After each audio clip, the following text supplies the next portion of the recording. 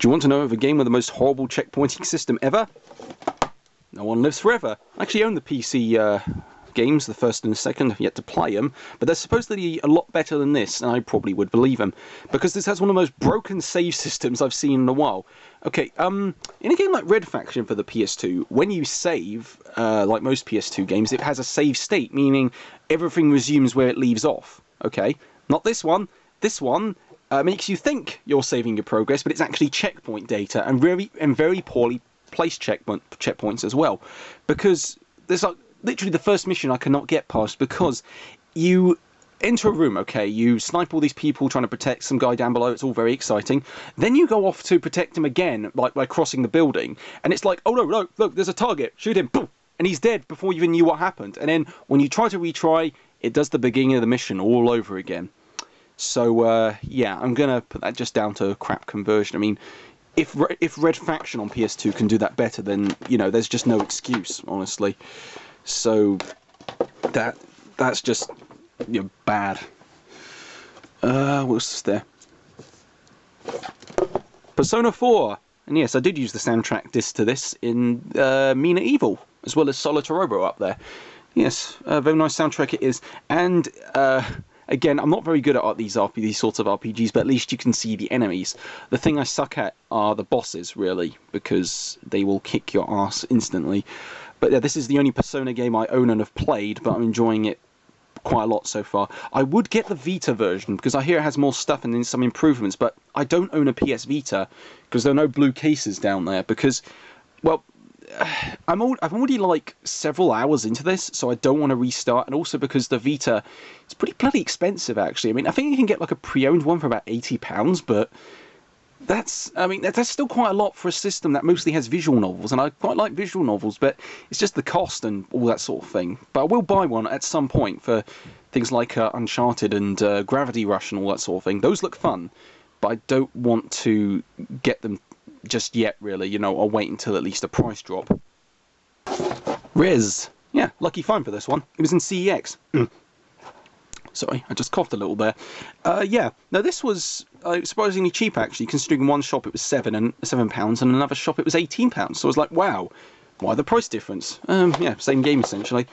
Originally came in one of those black PS2 cases, which I don't like very much, so I swapped it out for the blue.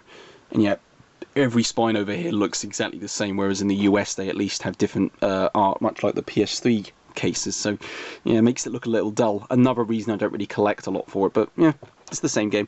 No, because what I was originally looking for this on was the Xbox 360, because they have a collection called Cubed, which contains, I think, and it contains Res HD, Every Extras Extreme, or something like that, and Lumines, or whatever you say. But it's really hard to find, and I think the US one is region free, but now that I own Res, I might just stick to this and forget about the 360 collection, but I would love to own it because, well, you know, it's an Xbox 360 collection, and I own quite a few of those, so I may as well keep going with that sort of thing. And there's not really much distinguishable here. There's a few... Ah! This was interesting. Found this in the charity shop. Smash Cars. This was also a PSN game, and I didn't realise it was a PS2 game beforehand. Not really much to say about this sort of one, but yeah, it was just nice to know there was a physical copy of this, because there was actually a collection for the PS3, which I don't think made it out. Included this and I think Wakeboarding HD and 2 other games, but it never saw the light of day, honestly. So I don't know where it's went, or if it's just died off, or if it's vaporware. But yeah, at least one of the games has, you know, a boxed copy, so that's at least something. Oh man, and in the same shop, wow, if you want terrible cutscenes and terrible gameplay, but the terrible cutscenes are actually funny compared to the terrible gameplay, you will get this. And again, it's from Midas, who make tons of this stuff. Wow, it's by D3. It's, I think they publish Earth Defense Force, which is actually pretty good. But yeah, no, like the bullets travel at like like they just travel slowly. I can't really exactly measure the speed they go at, but no, they just...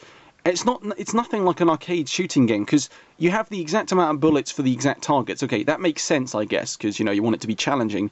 But it's just, you get instant game overs constantly, but it's worth it for the cutscenes alone. In fact, I think there's like entire compilation of cutscenes on YouTube, which, you know, I'll probably look for after I record this.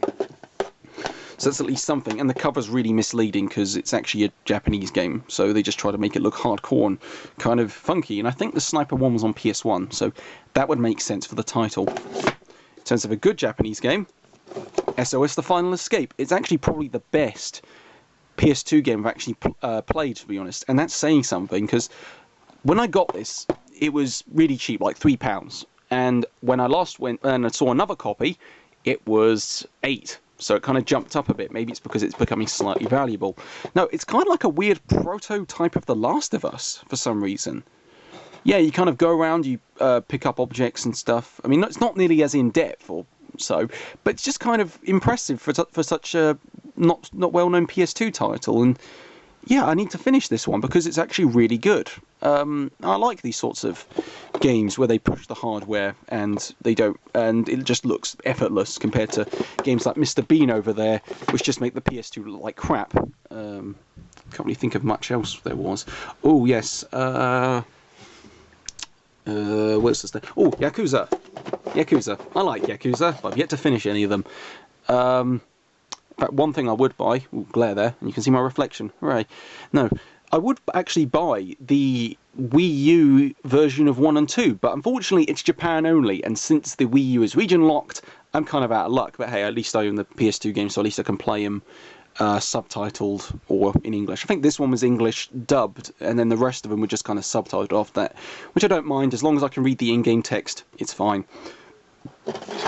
So that's something at least. So at least I own a version. Oh, just before that, Extreme Express. Racing trains. It was like 10 pence or something like that. Or some, just, yeah, who comes up with this stuff? Honestly, you know, again, it's by Midas. So, yeah, and I mean, most of my collection is going to be just my games by Midas, which are absolute, well, just kind of crappy, but kind of fascinating at the same time, like, you know, He-Man up there. But this is probably more so because, you know, you're racing trains. And the last PS2 game is Only the Enders 2, or the second runner. Yeah, I've yet to actually play the first Only the Enders, but on the PS2 at least. I did on the PS3 collection, and the PS3 collection wasn't bad, actually. But it's the fact that they had to patch a game which was working well on older hardware, which just kind of mystifies me. It's like, you know, you have it working, and then you take something away, and then you try to make it working again via other means. It's just kind of confusing. In fact, I traded the HD collection in for this original one, because the first game is actually pretty cheap to find, but I haven't found it yet. I mean, I said cheap, but not easy to find. That's what I meant. You know, mixing up my sentences today. But now talk about HD collections, let's move on to the PS Triple. Yeah, you know, one of my favourite systems, actually. Not as many games as the PS2, but then again, I collect actual good games, or as many as I can, or just weird ones in general. Like this one, 3D Dot Game Heroes. Yeah, not very far into it. It's like a Zelda-ish sort of thing, where you build your own characters and all that sort of thing, and objects. Yeah, it's this nice little unique game that nobody seemed to really hear of. Took me ages to find though, because okay, we have a shop around the corner actually, and it does sell games, but the most ludicrous prices. Like okay, this was actually the cheapest I found there. This was £10, whereas normally it's 30. And I swear, every single one of their games has the spine completely bleached, like because they sit out in the sun too much, like in these huge piles in the window. Yeah, it's just absolutely ridiculous, honestly. But at least the games themselves weren't damaged. In fact, I bought a copy of Dead Rising 2 there one time, and the disc was somehow really effed up. And it was a Blu-ray. You know, how do you really scratch a Blu-ray unless you're really trying? Anyway, you know, that's just a rant about shops, but that's something I won't get into too much.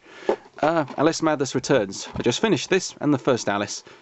I could delve into the first Alice, actually, because... Actually, no... Oh yeah, there's no manual because EA doesn't believe in manuals. Yeah.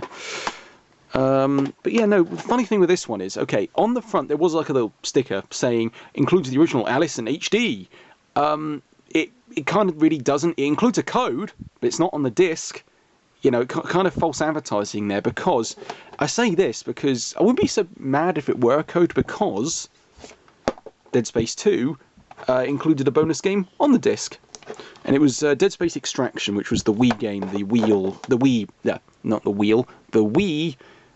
rail shooter. So it's on the disc itself, which was very surprising for EA. Same with like a version of Medal of Honor, Like, there was the reboot, which didn't do very well, and then they made the sequel called Warfighter, which is one of the funniest subtitles I've heard in a while. That's what got the franchise just kind of killed for a bit, or at least probably permanently, I don't know. But no, they included one of the PS2 games with it on the disc, surprisingly. In fact, when I went to a charity shop, it was like £10. I'm like, no, I've seen it for £2. I'll buy it for £2.50. No more than that. Not £10. No, it seems okay, but you know, it's just, yeah. Anyway, Alice, very good game, and because of the fact it was a download code, I actually went out. I'm kind of skipping to PC a little, but that's because, oh no, where is it? Where is that PC game? Ah, yes, I found the first on the PC, which means I can actually play it on an older PC and have a physical copy of it, because that's what I like. Yeah, and most of these are in order in terms of alphabetically, but a lot aren't, because I didn't get around to sorting them yet, so apologies for that.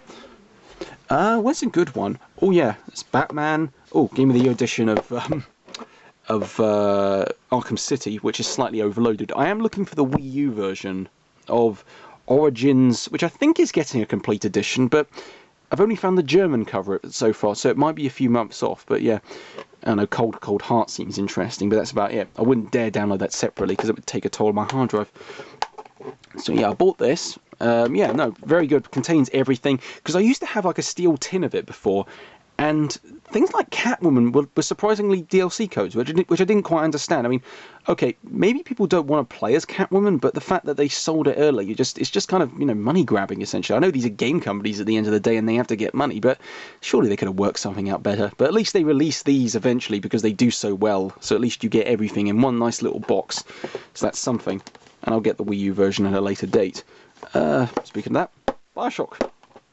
Well, not to do with Batman, but, you know, it's just another edition with everything included. Yeah, it includes all the bonus DLC on the disc itself. You install it separately, and it works quite nicely, actually. I've yet to try Bioshock 2, though. It's funny. I played Infinite. I don't know what Bioshock Infinite's doing there. Oh, yeah, nice alternate sleeve there. Very cool.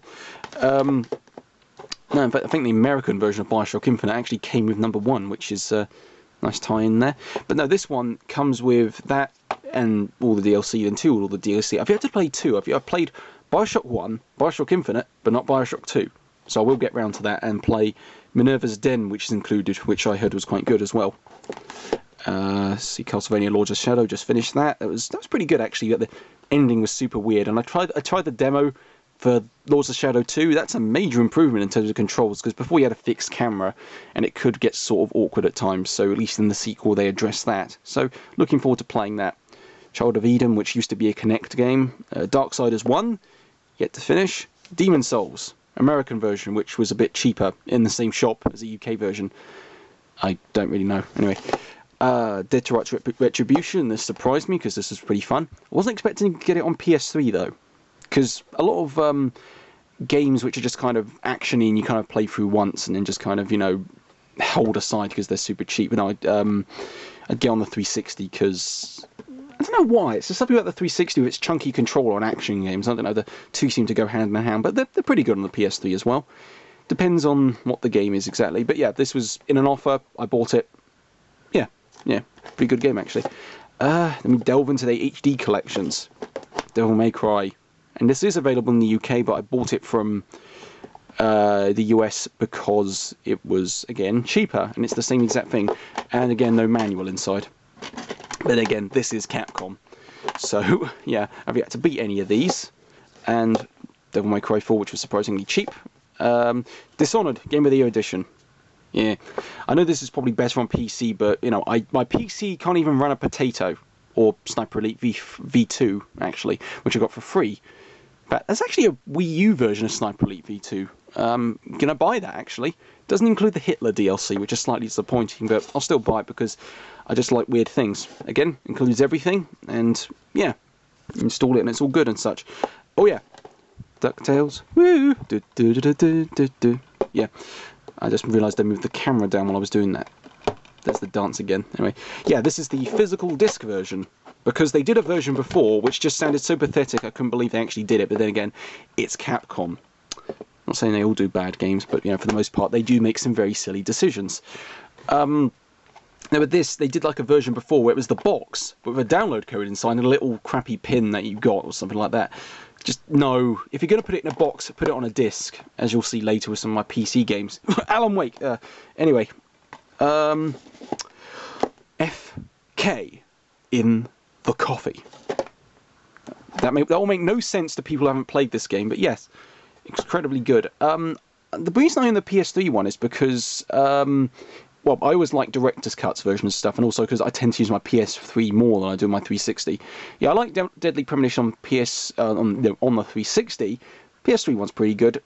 Slight weird chugging frame rate, but I'm not really sure if that was in the 360 version or not. Anyway, it adds some extra stuff, which is pretty nice. And yeah, it's a nice weird game, and I've yet to beat it, like a lot of these. Oh, if you're wondering what these stickers are along here, every time I beat a game, I tear off the sticker, so I know that I've beaten it, like say Bioshock Infinite there. And I've not ripped off the sticker on that because I haven't beaten Bioshock 2, so I will do when I do that. So that's kind of the explanation behind that, and I think that probably saved me several hundred comments. Far Cry 3, because my PC again can't run it, and I think the battery's starting to run low, so I'll be right back.